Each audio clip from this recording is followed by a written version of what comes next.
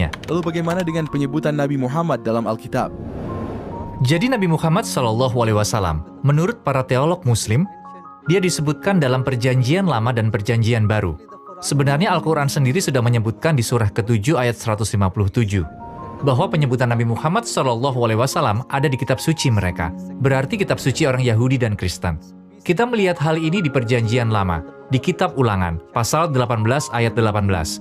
Nabi Musa alaihissalam, tampaknya dia berkata pada kaumnya, bahwa suatu hari nanti akan datang seorang nabi setelah Musa. Dan nabi itu akan seperti Musa. Dan nabi itu tidak akan berbicara tentang dirinya sendiri. Apapun yang didengarnya, itulah yang akan dia bicarakan. Jadi apa yang para teolog Muslim katakan adalah satu-satunya nabi yang datang, yang sangat mirip dengan Nabi Musa adalah Nabi Muhammad SAW. Itu yang pertama. Kedua, ada sebuah prediksi pada kitab Yesaya, pasal 29 ayat 12.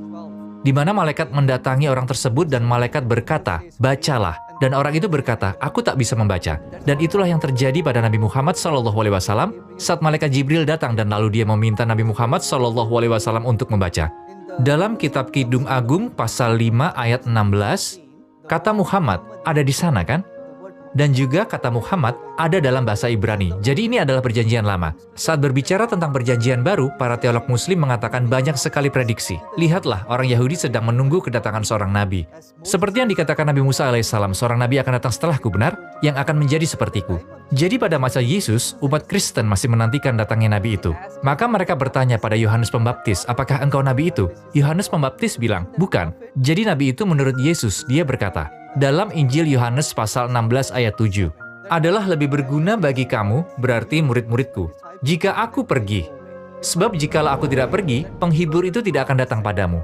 Tetapi jikalau aku pergi, aku akan mengutus dia padamu. Masih banyak hal yang harus kukatakan padamu, tetapi sekarang kamu belum dapat menanggungnya. Tetapi apabila ia datang, ia akan memimpin kamu ke dalam seluruh kebenaran. Sebab ia tak akan berkata-kata dari dirinya sendiri, tapi segala sesuatu yang didengarnya, itulah yang akan dikatakannya. Jadi kata ganti dia laki-laki yang digunakan, bukan kata itu untuk Roh Kudus. Kata ganti dia laki-laki digunakan, dan Yesus berkata bahwa dia akan membawa seluruh kebenaran. Dia akan menyempurnakan iman dan memberikan petunjuk yang menyeluruh.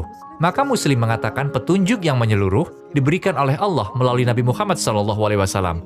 Jadi secara singkat ini adalah beberapa prediksi. Apa yang orang Kristen katakan saat Anda memberikan contoh-contoh ini? Apa yang mereka katakan atau bagaimana reaksi mereka? Asyhadu alla ilaha illallah wa asyhadu anna Muhammad dan Rasulullah.